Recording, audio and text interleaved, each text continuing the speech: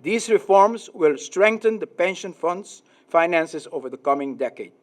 As a result, we expect the general government deficit to fall to 3% of GDP in 2014, where it will remain over the next 3 years. As a result, the gross general government debt burden is expected to stabilize at nearly 60% of the GDP. Standard & Poor's tahasi otro tipo de calculação arriba po debt to GDP na tuma certo fundo ng kubuting tambe bisa ding otro fundo ng pensyon etc. nata incluinan tambe de ng calculação ng di GDP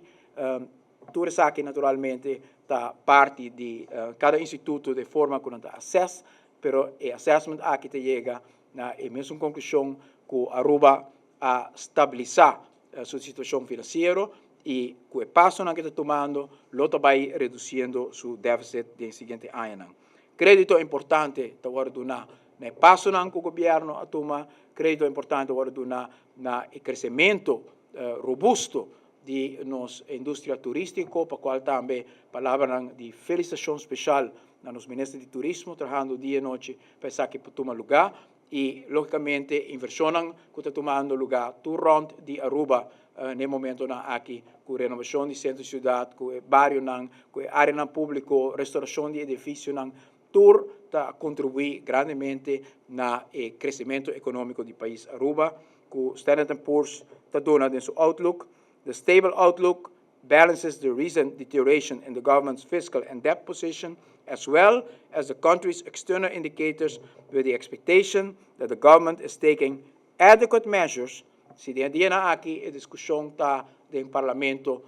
se passo que nós estamos tomando está bom ou não está bom, me te quer não portem melhor juiz, melhor instância para juzgar que não está nos mesmos, mas uma instância internacional que avisa that the government is taking adequate measures to reduce its fiscal deficit and the continued strength of the country's tourism industry. The government is taking adequate measures para atender o reto do país Aruba.